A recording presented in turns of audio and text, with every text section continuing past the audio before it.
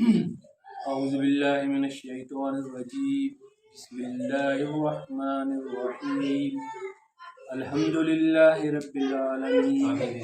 الصلاة والسلام على سيد المرسلين وخاتم النبيين صلى الله على حبيبه محمد وآله وأصحابه وأزواجه وأهل بيته وبارك وسلم. أما بعد، آج ہم جو شرک کے حوالے سے چل رہا تھا، پچھلے درس میں جادو کے بارے میں تھا. آج ہم جو ہے نا وہ سوال یہ ہے کہ کیا ہم شفا حاصل کرنے کے لیے دھاگا، کڑا یا چھلا وغیرہ پہن سکتے ہیں؟ یہ بھی بہت ہی عام ایک پورے معاشرے میں پھیلا ہوا ہے. اچھے خاصے بندے کو آپ دیکھیں، پڑھے لکھے بھلے ہو، کالا دھاگا تو تقریباً ہوتا ہی ہوتا ہے. تو کالا دھاگا یا چھلا پہن لیتے ہیں، یا پاؤں میں ایک پیتل کا چھلا یا ربڑ، یا بلڈ پریشر کے لیے کچھ عورتیں آتی ہیں، مرد آتے ہیں، وہ ایک کڑا ایسے پہنے رہتی ہیں. تو یہ آج کا مین سوال ہے کہ شفا حاصل کرنے کیا ہم دھاگا، تعویذ یا چھلا یا کڑا، یا پھر وہ گونگے ہوتے ہیں نا، جو کوڈیو کے بنے بھی ہوتے ہیں ہار، کچھ کافی لوگوں کو آپ نے دیکھا ہوگا وہ بھی پہنے ہوئے ہوتے ہیں. تو اس کے بارے میں قرآن اور حدیث میں باتیں آئیں گی. تو آپ کو میں پرسنل بتاؤں کہ ایک میرے ساتھ جامع مسجد میں 2-3 مرتبہ، حالانکہ بندہ بھی داڑھی والا، 5 وقت نمازی، پابند، اس کے پاؤں کی ایک انگلی میں کڑا پہنا ہوا تھا. تو مجھے تو پتا تھا کہ یہ کڑا کسی مقصد کے ساتھ پہنا ہوگا. پاؤں کی انگلی میں کڑے کا یا چھلے کا کیا مقصد؟ ہاتھ میں یا تو باندھے تو دوسری بات. تو میں نے ان سے پوچھا کہ بھئی یہ آپ نے کس لیے پہنا ہے؟ تو اس نے کہا کہ یار مجھے یہ ٹانگ میں درد ہوتا ہے، کسی نے مجھے کہا کہ یہ پہنو، اس لیے میں پہنتا ہوں. دیکھو یہی وہ سوال ہے کہ شفا حاصل کرنے کے لیے درد ہوتا ہے اس کے لیے پہنتا ہوں. تو میں نے اس کو کہا کہ دیکھو بات سنو، میں عالم نہیں ہوں، لیکن حدیث میری پڑھی ہوئی ہے. اس حدیث کے حساب سے یہ جو ہے نا یہ شرک میں آتا ہے. دوائی لینا ڈاکٹر سے یا حکیم سے وہ الگ مسئلہ ہے، لیکن یہ جو ہے نا یہ تو ایک بے جان سی چیز ہے. چھلا ہے یا کڑا، تو ایسے ہی تم نے باندھا. تو اس نے کہا، بہرحال وہ 3-4 مرتبہ میں اس کو کہتا رہا، وہ میری بات کو نگلیکٹ کرتا رہا، مانتا نہیں تھا.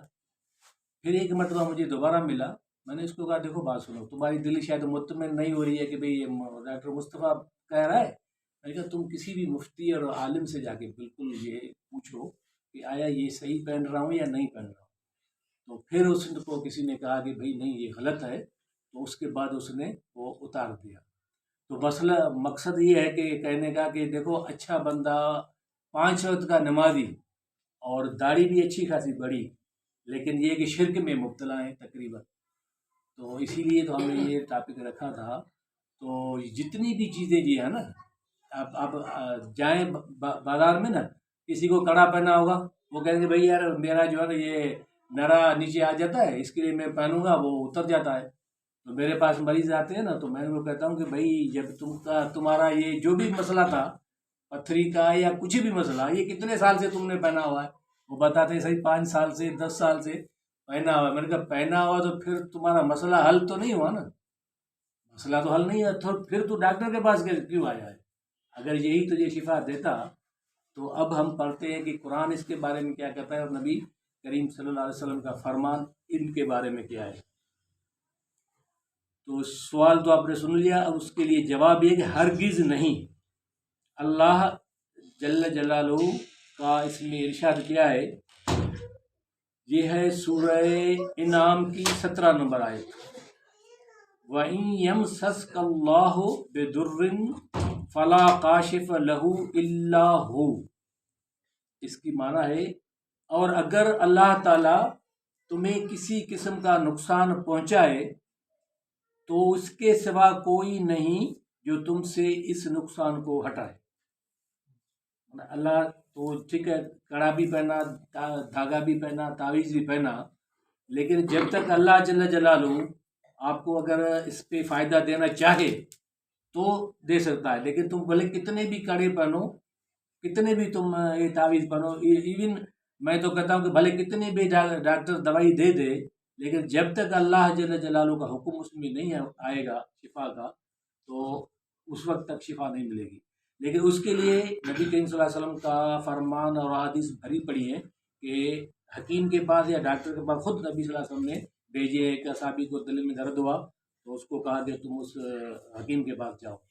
تو حکیم کے پاس جانا یا ڈاکٹر کے پاس جانا وہ الگ مسئلہ ہے، لیکن پچھلے ٹائم ہم سارا کر چکے ہیں کہ فال والے کے پاس، رمل والے کے پاس، نجومی والے کے پاس اس کے جانے کے لیے ہمیں نبی صلی اللہ علیہ وسلم نے منع کر دی، تو بس بات ختم۔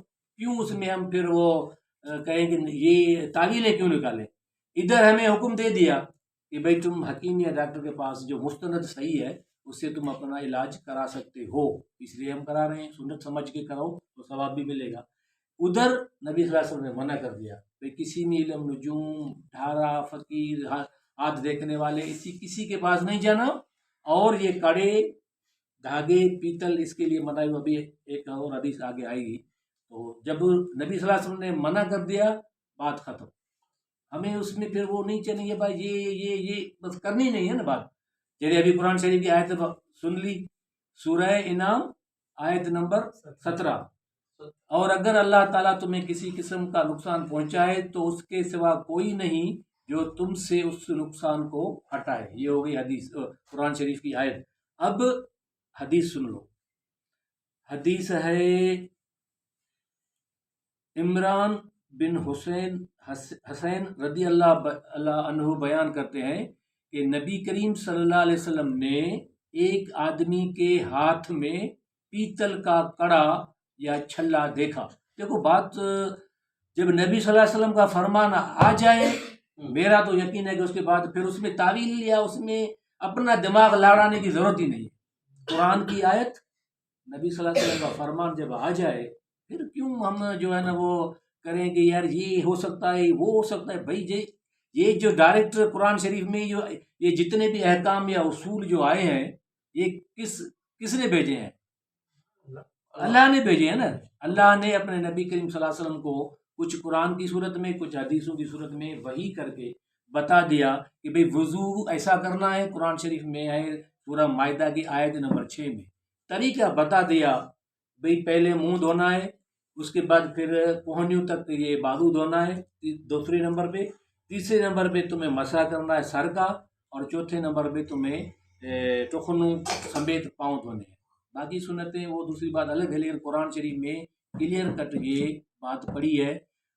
اسی کے بارے میں میرے ساتھ ایک بندے نے بحث کیا کہ نہیں ایسا وضو نہیں ہے، وہ دوسرے طریقے سے کرتے ہیں۔ تو میں نے اس کو کہا کہ بھی دیکھو، میں تمہیں اگر قرآن سے ثابت کر کے دوں کہ ترتیب ایسے ہے تو پھر تو تم مانو گے یا نہیں مانو گے؟ اور اسی ٹائم پہ میرے پاس قرآن شریف پڑھا ہوا تھا، اسپتال کی بات بتا رہا ہوں، اسی ٹائم اس کو میں نے قرآن شریف کھول کے سورہ مائدہ آیت نمبر 6 دکھائی، قرآن کھڑی ہوں دکھائی، اس میں کلیئر کٹ لکھا پڑا ہے پہلے منہ دو، وہ پہلے پاؤں دھوتے ہیں۔ تو اس کے پاس کوئی جواب نہیں تھا۔ جب آپ نے دلیل دے دیا قرآن کے، ابھی وہی تو میں بات کر رہا ہوں نا، جب قرآن اور حدیث آ جائے کسی کے بھی سامنے، میں ہوں، حضور ہو، آجن ہو، کوئی بھی ہو، باقی وہ کہے کہ بھئی مجھے دکھاؤ۔ جب قرآن اور حدیث آپ نے دیکھ لی، سن لی، اس کے بعد پھر کسی کی بات نہیں ماننی ہے، نہ اپنا دماغ چلانا۔ یہ ہے ہمارا ایمان، یہ اسی ہی کو ایمان کر کے پکڑو گے تو انشاءاللہ کمی بیشی تو اللہ معاف کرے گا، جتنی بھی باقی ہے، باقی سیدھا جنت میں جائے گا۔ لیکن شرک کی بات ہے نا، شرک اگر کر لیا، آگے ایک حدیث اور آ رہی ہے کہ جس نے شرک کر لیا اس کا کوئی عمل قبول نہیں ہے۔ ایون انبیاء کے بارے میں بھی آتا ہے، ہو سکتا ہے آج وہی آیت پہ ختم کریں گے۔ تو چھلا دیکھا تو فرمایا، کس نے فرمایا؟ نبی صلی اللہ علیہ وسلم نے اس آدمی کو جس کے ہاتھ میں کڑا پہنا ہوا تھا، تجھ پر افسوس، یہ تو نے کیا پہن رکھا ہے؟ تو اس نے عرض کیا کہ میں نے مرض کی وجہ سے پہنا ہے۔ وہی ایک بیماری ہوتی کہ اچھا مرض کی وجہ سے پہنا ہے۔ تو آپ صلی اللہ علیہ وسلم نے فرمایا، یہ حدیث نمبر 446 اور 20,242 مسند احمد کی حدیث ہے۔ اب اس کا ترجمہ پڑھتے ہیں۔ خبردار، کون کہہ رہا ہے؟ اللہ کا رسول کہہ رہا ہے صلی اللہ علیہ وسلم۔ خبردار اس سے تیری بیماری میں اضافہ ہی ہوگا. جب نبی صلی اللہ علیہ وسلم نے بات کہہ دی نا بس اب ختم نا بھائی کڑا بڑا بھیا. جب نبی کہہ رہا ہے کہ یہ کڑا تم نے پہنا ہے تمہاری بیماری تو نہیں اتارے گا لیکن خبردار اس سے تیری بیماری میں اضافہ ہی ہوگا. اسے اتار دو. اسے اتار دو کیونکہ اگر تجھے اسی حالت میں موت آ گئی تو کبھی کامیاب نہیں ہوگے یا کبھی کامیابی نہیں پاؤ گے. اب دیکھو یہ تمہارے سامنے کیا یہ حدیث ہے. یہ مناسب جو نمبر یاد کر لو. بھلے کوئی بھی عالم ہو کوئی بھی مفتی ہو. وہی میں کہتا ہوں نا میں تو عالم مفتی نہیں ہوں نا لیکن ہم حدیث کے ریفرنس سے چلتے ہیں. کوئی ضعیف حدیث اس بک میں نہیں ہے. تو یہ قرآن کی آیت پہلے پڑھی یہ حدیث پڑھی جس میں کلیئر کٹ ہے. ابھی کسی کو کہو بس وہ اپنی بھاپا تم نے حدیث بتا رہے ہیں کہ بھائی چھلا کڑے سے نبی صلی اللہ علیہ وسلم نے منع کر دیا کہ اتار دو یہ تمہاری بیماری میں اضافہ کرے گا تو اتار کے پھینک دینا چاہیے نا. اس کی ویسے اچھا اس کی ایک مثال یہ اس سے ہٹ کے ہے. ہمارا اس وقت کا ایمان اور اصحابی کا ایمان دیکھ لینا. ایک بات بتا رہا ہوں. پہلے سونا پہننا مرد کے لیے جائز تھا شروع میں لیکن بعد میں نبی صلی اللہ علیہ وسلم نے حکم اللہ کا آ گیا کہ مرد کو لیے سونا پہننا حرام ہو گیا. تو اسی ٹائم پہ کچھ کو انگوٹھیاں پہنی ہوئی تھی سونے کی تو ایک اصحابی کو پہنی ہوئی تھی. جہاں پہ بھی بیٹھے تھے تو وہیں پہ نبی صلی اللہ علیہ وسلم کے اوپر وحی آئی ہے. اسی ٹائم حکم آیا کہ آج کے بعد مردوں کے لیے سونا پہننا حرام ہے. تو اس اصحابی نے اسی ٹائم پہ انگوٹھی کو نکال کے ایسے پھینک دیا تو دوسروں نے کہا یار پھینکنے کی کیا ضرورت ہے لے جاتے کم از کم گھر میں جا کے اپنی بیوی کے لیے تو حلال ہے اس کو دے دیتے نا. تو اس نے کہا یار نبی صلی اللہ علیہ وسلم کا فرمان آ گیا میری دل نے گوارا نہیں کیا کہ وہ چیز میرے پاس ہو پہنی ہو یا جیب میں ڈالو ہو. میں نے بس فرمان سنا اور اسی ٹائم ایسے ہی پھینک دی باہر. تو وہی ہے یہ ہے ایمان. منا وہ اپن ہے کیا کچھ بھی نہیں ہے کوئی بھی ہمارے میں وہ بات نہیں. بہرحال یہ حدیث تھی. تو کبھی فی الحال کیا ہم یہ گھونگے کوڑیاں اور اس طرح کی دیگر چیزیں پہن سکتے ہیں. جیسے کہ آپ نے دیکھا ہوگا ہر کسی نے دیکھا ہوگا کہ رکشا کے پیچھے ایک چھوٹا سا پادر چپل ایک لٹکی رہتی ہے یا بڑی بڑی وی آئی پی قسم کی گاڑی ہے اس کے نیچے بھی کوئی ایسا. ایک دوسرا تقریباً پہلے میں نے بھی دیکھے تھے ابھی بہت کم ہو گئے کہ ہر گھر کے دروازے پہ جو نال ہوتا ہے نا گھوڑے کے پاؤں کا وہ کہتا ہے اس کا نکلا ہوا ہو. تو یہاں تک ہمارا عقیدہ چلا گیا ہے. اسی لیے میں نے کہا کہ بھائی قرآن اور نماز تو پہلے عقیدہ تو ہمارا سیدھا کرو. وہ اس لیے لگاتے ہیں دروازے کے بھائی برکت آئے گی اور نوسط ختم ہوگی. جو نبی صلی اللہ علیہ وسلم بابا شریف نہیں وہی نظر کا نہیں وہی تو بات ہے نا کہ نظر کو یہ نال کیا اتارے گا. جیسے وہ کہتے ہیں نا کہ بھائی تمہاری قیمت 1 کروڑ سے زیادہ ہے نا حاجر 1 کروڑ سے زیادہ ہے تو رکشا کی قیمت ہے 1 لاکھ 2 لاکھ. تو جب رکشا میں تم پادر لٹکاتے ہو ارے تو اس سے مانگا تو تو اب 2 کروڑ کا تو 4-5 ادھر لٹکاتے نا جو بھی گاڑیوں میں جو لٹکا رہے ہیں. تو یہ بالکل کلیئر کٹ ہے کہ یہ چیز نہیں بچائے گی. کیوں کہ نبی صلی اللہ علیہ وسلم کا فرمان ہے. آپ گھر سے نکلنے کی دعا ہے بالکل میں گارنٹی سے کہتا ہوں کچھ ان کو یاد ہوگی باقی وہ تو یاد ہی نہیں ہوگی.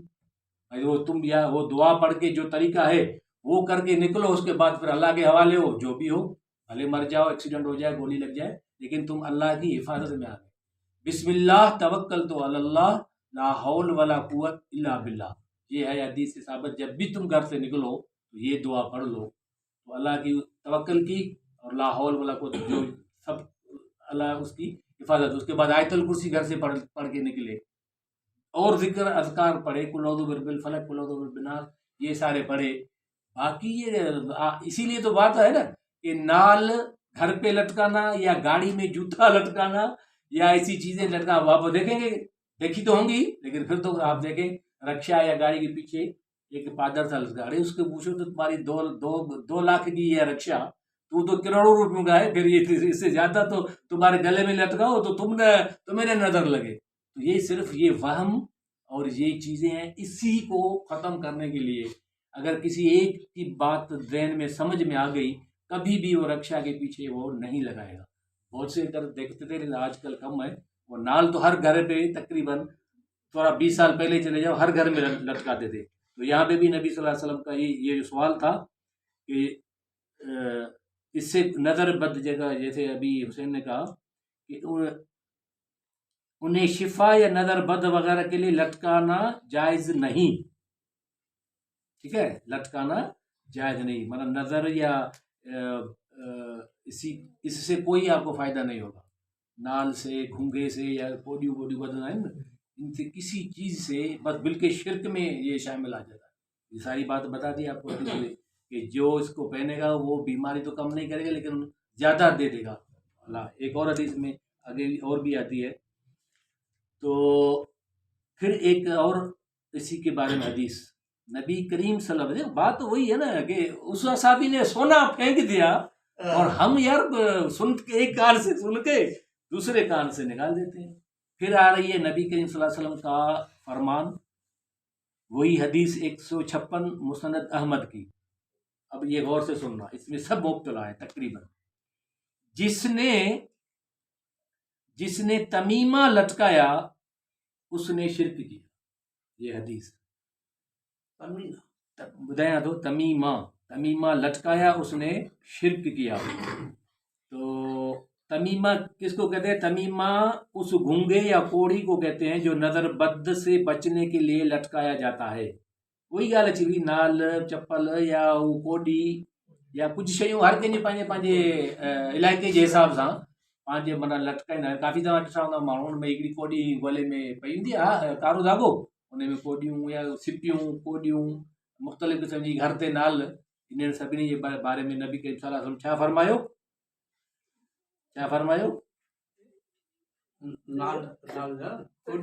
इन लाइ इहो फरमायो तव्हांखे इहे फ़ाइदो कोन ॾींदी, नुक़सानु न उहो ॾिसो जेका हदीस जे लफ़्ज़ वारो उहो छा हो? न उहो त ॿुधाए पर छा लफ़्ज़ छा हो? हदीस जेका आहे न अखर आहिनि 4-5. मुस्नद अहमद जी 156 नंबर हदीस. थोरा अखर नंढा आहिनि, मूंखे उहो अरबी में थोरा पढ़णु कोन था अचनि. मन अलक तमीमतन फ़क़द अशरक, जिसने तमीमा लटकाया उसने शिरक किया. असल ॻाल्हि आई है, जेसि ताईं तव्हां शिरक जो नालो न वठंदो या जिसने तमीमा लटकाया उसने सवाब किया, नहीं. ठीक है, कुछ भी नहीं है. तो नबी सल्लल्लाहु अलैहि वसल्लम का फरमान मुस्नद अहमद की हदीस में कि जिसने तमीमा लटकाया उसने शिरक किया. तमीमा तो उसने एक लफ्ज़ कर दिया.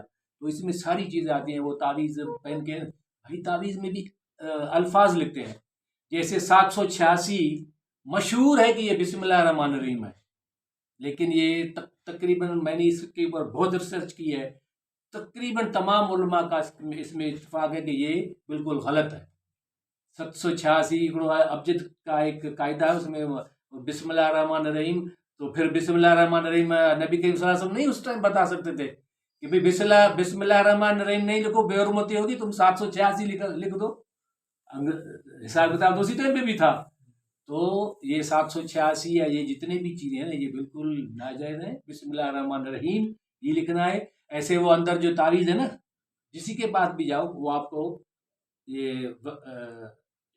वर्ड लिख के देंगे इंग्लिश में, 786 25 ये वो करके पूरा फिर वो खाना भर के आपको देगा बंद करके. भाई इसको चमड़े में बंद करो, बंद पहना हुआ है, बाथरूम में भी जा रहे हो, पलीत हो क्या भी हो, वो पड़ा हुआ है. कुछ तो आयतें भी लिख देते हैं कुरान की, तो आयतें लिख के उसमें बांधना. इसके लिए नबी करीम सल्लल्लाहु अलैहि वसल्लम ने मना किया हुआ है कि ऐसी कोई चीज़ें. काला धागा क्या बचाएगा?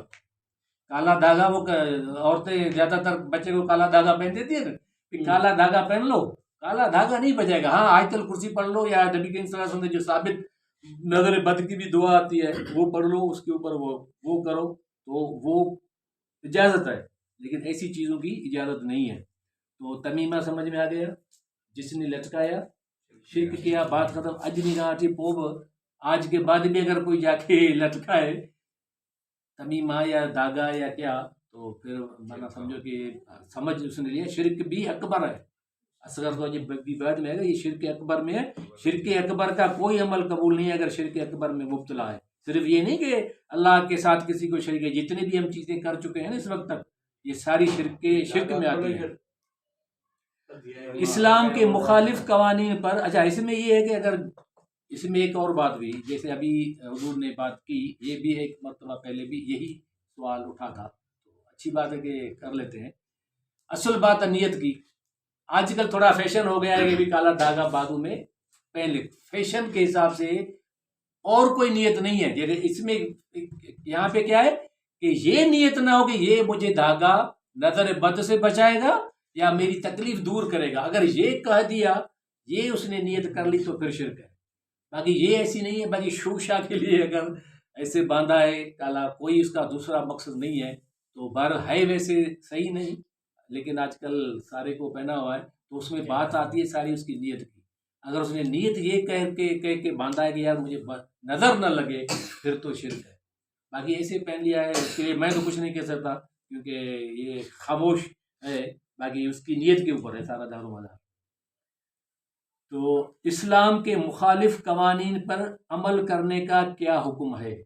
ابو جی غور صاحب، اسلام کے مخالف، غور صاحب جی سب مبتلا ہیں یار، سڄی پاکستان پر سڄی دنیا میں जेके भी اسلامی ممالک ہیں تقریباً سبھی جو بیڑو بڈو پیا۔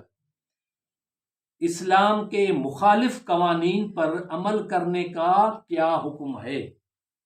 اسلام کی قوانین منا جی اللہ سائیں پنجے قرآن، اللہ جل جلالہ نے جو اپنے قرآن میں اور نبی کے حدیث میں بتا دے، جیسے چور کا ہاتھ کاٹو، زانی کو ان میرڈ ہے تو 100 درے لگاؤ، 100 کوڑے لگاؤ، اگر میرڈ ہے تو اس کو سنگسار کر کے مار دو۔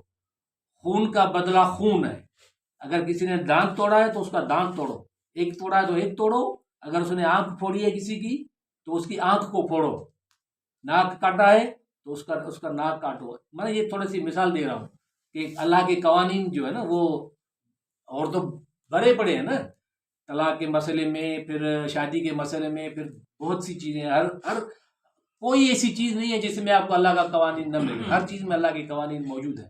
نماز کا قوانین، روزے کے قوانین، زکوٰۃ کے قوانین، حج کے قوانین، یہ تو ہو گئے سب کو پتہ، لیکن کچھ ایسے قوانین دوسرے بھی ہیں، جیسے طلاق، اللہ قرآن میں بار بار کہتا ہے کہ میری حدوں کو آپ غلط طریقے سے نہیں استعمال کرو، جو میں نے حد بندی کر دی ہے اس حد بندی کے اندر رہ کے اپنی زندگی گزارنی ہے، ٹھیک ہے۔ جیسے اللہ نے کہہ دیا کہ رمضان شریف کے روزے فرض ہیں، روزے رکھنے ہیں، ایک حد بندی کر دی نا، رمضان کا مہینہ صرف، تو اگر بندہ پھر بھی نہ رکھے، کوئی شرعی عذر بھی نہیں ہو، ٹھیک ٹھاک ہو، صحت مند ہو، سب کچھ ہو، اس کے بعد بھی نہیں رکھے تو ورنہ یہ تو اللہ کی قوانین کی اس نے پامانی کی، یہ تو اس نے خود کی۔ لیکن جنرلی ہم دیکھیں کہ حکومت جس کو بھی ملتی ہے اس کو کیا کرنا چاہیے؟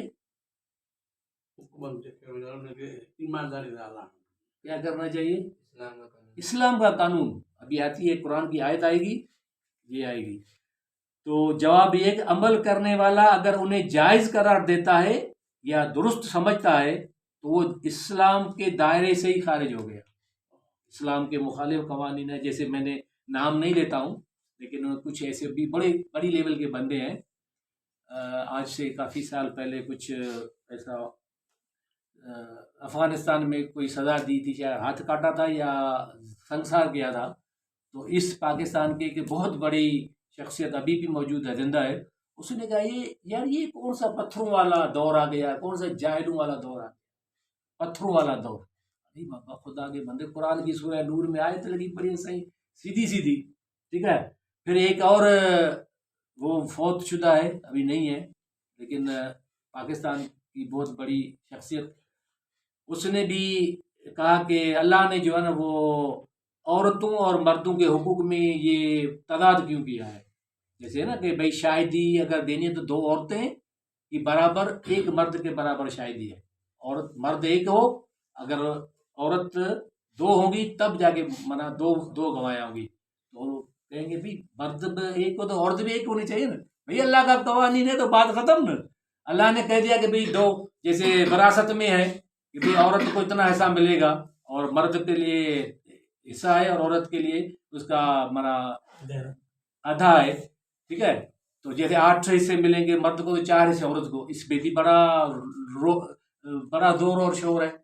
ارے بابا اللہ نے جب کہہ دیا، قرآن میں کہہ دیا ہے، سورہ نساء میں یہ میرے قوانین ہیں، تو ایسے قوانین کو کوئی بھی اگر ادھر ادھر کرتا ہے اس کے بارے میں کیا اللہ کہتا ہے؟ تو اگر یہ کہے کہ بھئی جائز ہے اسلام کے مخالف قوانین، یا اس کے اوپر یہ تن توشنید کرے، جیسے ابھی میں نے کہا یہ جاہلوں کا دور ہے اور یہ اللہ نے ناانصافی کی ہے، عورتوں کو یہ کر دیا، مردوں کو یہ، تو ایسا کہنا یہ کیا کہہ رہا ہے کہ بالکل اسلام سے خارج ہوتا ہے۔ اس کے لیے کیا سورہ مائدہ آیت نمبر 44 اب سن لو، یہ میں شروع سے سناتا ہوں، پتہ نہیں کتنے سال ہو گئے ہیں، اور اس وقت وہ دور بھی چل رہا ہے۔ میں کسی سے ڈرتا نہیں ہوں، صرف اللہ سے ڈرتے ہیں۔ آج میں علی الاعلان یہ بات بتا دیتا ہوں، جو بھی یہ سنے گا اس کے بعد یہ تھوڑا سا اپنے دل کے اوپر ہاتھ رکھ کے اس آیت کو سامنے رکھ کے پھر جا کے ووٹ دے۔ سن لو قرآن کی آیت، سورہ مائدہ آیت نمبر 44، وَمَن لَّمْ يَحْكُم بِمَا أَنزَلَ اللَّهُ فَأُولَٰئِكَ هُمُ الْكَافِرُونَ۔ شاید قرآن کی آیت ابھی بھی جا کے گھر پہ جا کے سب کے پاس قرآن پڑھے ہیں، قرآن کھولنا، سورہ مائدہ آیت نمبر 44 یہ آیت ہے پوری، تھوڑی اس سے آگے بھی ہے لیکن ادھر صرف یہ ٹکڑا دیا ہے، وَمَن لَّمْ يَعْلَمُ بِمَا أَنزَلَ اللَّهُ فَأُولَٰئِكَ هُمُ الْكَافِرُونَ۔ اور جو لوگ اللہ کے نازل کردہ قانون کے مطابق، جو لوگ اللہ کے نازل کردہ قانون کے مطابق فیصلہ نہ کریں تو وہی لوگ کافر ہیں۔ نہ میں کہتا ہوں نہ نبی صلی اللہ علیہ وسلم کہہ رہا ہے، ڈائریکٹ اللہ جل جلالہ کہہ رہا ہے سورہ مائدہ میں۔ اور جو لوگ اللہ کے نازل کردہ قانون کیا ہے، جو تھوڑا تھوڑا میں نے بتا دیے، قرآن پورا بھرا پڑا ہے، حدیثیں بھری پڑی، اللہ کے قانون کیا ہے۔ اللہ کہتا ہے کہ اور وہ قانون کے مطابق فیصلہ نہ کریں، فیصلوں کیر کر دو، اللہ تو چاہیے چھڑو، اب فیصلہ کون کرے گا؟ حکومت کرے گی نا، حاکم حکومت، جج جتنے بھی پڑے ہیں پورے جو چلا رہے ہیں، وزیر اعظم ہے، وزیر اعلیٰ ہے، صدر ہے، یہ آیت ان کو بھی سن لیں۔ آیت کہہ رہی ہے کہ لازمی ہے حضور تو فیصلہ نافذ نہیں کرائے گا نا قانون، یا میں نہیں کرا سکتا نا، اس کے لیے بھی پورا سسٹم رکھا ہوا ہے۔ تو جب تک حکومت کوئی وزیر اعظم بن گیا، باقی تو ساری چیزیں کر سکتے ہو، لاک ڈاؤن کر سکتے ہو، جمعے کے دن پورا کا پورا دن بند، اور ہم بھی موچڑوں سے ڈرتے ہیں نا، اس کے لیے تو پورا شہر بند کر دیتے ہیں، گاڑیاں بند، ہر چیز بند، آپ کے سامنے گزری ہے 2020 سے لے کے ایک سال پورا۔ مسجد میں جانے کے لیے بھی بند کر دیا۔ جمعہ نماز آپ نے دیکھے تھے کہ جمعہ نماز میں پولیس آ کے امام کو پکڑ کے جا رہی ہے۔ جب تم یہ قانون نافذ کر سکتے ہو جو دنیا کا قانون ہے، بچانے والا پھر بھی کورونا سے کون ہے؟ اللہ بچانے والا ہے، تم کیا بچاؤ گے؟ ٹھیک ہے، بچانے والا پھر بھی اللہ ہے، اور تم نے اس کے لیے لاک ڈاؤن کیے، بازاریں بند۔ شرم آنی چاہیے ہمیں، اس کے ڈر سے ہم 12 بجے جو ہے نا وہ اپنے حال بند کر دیتے تھے، بلکہ شادی حال میں ہوتی نہیں تھی، حالوں میں شادی ہوتی نہیں تھی۔ تو خدا کے بندے، گورنمنٹ سے تم ڈر رہے ہو، پولیس سے ڈرتے ہو، اس کے موچڑوں سے، تو اللہ کا ڈر نہیں ہے۔ اللہ کا جب قانون ہے، اللہ کی جب چیز ہے تو اس کو بھی تو تھوڑا سا عمل کرو نا۔ 2 بجے جو ہے نا وہ ڈانسیں، گانے بجانے ہو رہے ہیں، اور لاک ڈاؤن کے دوران کوئی ڈانس نہیں تھا، سارے حال بند تھے یا نہیں تھے؟ سب شاہد ہو نا، سب کچھ بند تھا، تو کیوں موچڑے سے ڈرتے تھے نا؟ جمعے کے دن ساری بازاریں بند تھی، کوئی دکان نہیں کھلا ہوا تھا پورا سال، اور سب بیٹھے تھے، کوئی بھوک مرا، کوئی بھی بھوک نہیں مرا۔ اور ادھر آ کے جو ہے نا وہ پتہ نہیں کیا ہو جاتا ہے بھی، یہ تو اللہ پھر دیکھے گا، یہ نہیں کہ بس تم نے ایسے حکومت کر لی اور من مانی کر کے، دھاندلیاں کر کے جو بھی تم یہ کر رہے ہو نا، تو ووٹ جو بھی دینا ہے نا سوچ سمجھ کے دینا ہے، ابھی کس کو ووٹ دے رہے ہیں۔ میں کسی کے خلاف نہیں ہوں، ایک بات تو بتا دیتا ہوں، میرا ایمان یہ کہ ووٹ اس کو دینا ہے جو ایماندار ہو، پرہیزگار ہو، اور تمہاری نظر میں اچھا ہو کہ بھئی میں اس کو اگر گھر کی چابیاں بھی دے کے 1 مہینے کے لیے چلا جاؤں تو یہ کم از کم میرے گھر کو ایمانداری سے سنبھال سکتا ہے، ایسوں کو ووٹ دینا ہے نا۔ باقی یار یہ تو پورا مذاق بنایا ہوا ہے۔ میں کسی کی نہ مخالفت کرتا ہوں، نہ میں یہ کہتا ہوں کہ بھئی اس کو دو۔ آپ اسی ٹائم پہ خود بھی دماغ تم کو اللہ نے دیا ہے نا، جب تم جو ہے نا وہ اتنا دماغ ہے کہ بھائی ٹماٹر اور چیزیں سب لینے میں رکشا بھی وہ جا کے پکڑو گے جو تھوڑا پیسہ کم لیتا ہوگا کرایہ، جو زیادہ لیتا ہے اس کو بھی کہو گے بھائی یہ تو زیادہ لیتا ہے۔ جب اتنا تمہارا دماغ کرتا ہے تو ادھر تمہارا دماغ کہاں جاتا ہے؟ یہ اس کے لیے بہت سی ایک اور بھی آیت اگلے رسم میں اللہ جل جلالہ نے بنی اسرائیل کے اوپر 5 چیزیں، سورہ اعراف کی 133 نمبر آیت ہے، 5 ہلکے ہلکے عذاب دے کے پھر غرق کر دیا تھا۔ اسی لیے کہتا ہوں قرآن کھڑیجیے، ٹھیک ہے؟ سورہ اعراف کی 5 عذاب دیے بنی اسرائیل کو، کیونکہ بنی اسرائیل بالکل اللہ وہ حضرت موسیٰ علیہ السلام کو نہیں مان رہے تھے۔ پہلا طوفان دیا، طوفان سے بھی نہیں ڈرے، اسی ٹائم پہ تھوڑا سا وہ جیسے ابھی ہمارے پاس کرونا ہوا بڑے ڈر گئے، جیسے کرونا ختم ہوا پھر وہی من مانیا۔ دوسرا عذاب کیا دیا کہ جوئیں دے دی، جوئیں جو ہوتی ہیں نا وہ کانوں میں ایسے چلتی رہتی تھی، بنا اسے تنگ آ گئے۔ تیسرا مینڈک جو ہے نا، مینڈک وہ جب بھی کھانا کھاتے تھے وہ مینڈک آ کے اس میں کود جاتے تھے۔ بھئی ابھی کیسے کھائیں؟ مینڈک آ کے کسی میں دودھ کے گلاس میں آ جائے تو پیو گے؟ نہیں پیئیں گے نا، اور جو بھی پیتے تھے وہ خون ہو جاتا تھا۔ تو خون، طوفان اور یہ جوئیں اور مینڈک، یہ آہستہ آہستہ دیتے رہا، پہلے ایک دیا پھر تھوڑے ٹائم کے بعد دوسرا دیا۔ من سمجھ جائیں سدھر جائیں، سیدھے راستے پہ آ جائیں۔ یہ 5 عذاب دینے کے بعد جب اللہ نے دیکھا یہ تو سدھرنے والی قوم ہی نہیں ہے، یہ تو پھر پاکستان میں ایک اور بھی قوم آئے گی، وہ بھی ایسی ہی ہوگی، وہ بھی نہیں سدھرے گی۔ جتنے ابھی دیکھے ہم نے کتنے حالات دیکھے ہیں، آخر میں اللہ نے کہا یہ نہیں سدھرے گا، پھر کیا کیا اللہ نے؟ غرق کر دیا۔ اسی ہی سمندر سے حضرت موسیٰ علیہ السلام نکل گئے، لیکن یہ فرعون جب بیچ میں آیا تو اللہ نے اس کو پورے لشکر کے ساتھ غرق کر دیا۔